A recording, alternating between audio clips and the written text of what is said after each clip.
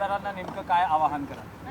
मराठी माणसांना आणि त्याचबरोबर मुंबईकरांना मी विनंती करेन की आपलं शहर आणि मुंबईच नव्हे तर जिथे जिथे महानगरपालिका आणि निवडणूक आहेत तिथे मी सगळ्यांना विनंती करेन की आपण उतरा, मतदान करा आणि ही जुलमी, फसवी, भ्रष्ट भाजपशाही, हुकुमशाही उलथून टाका.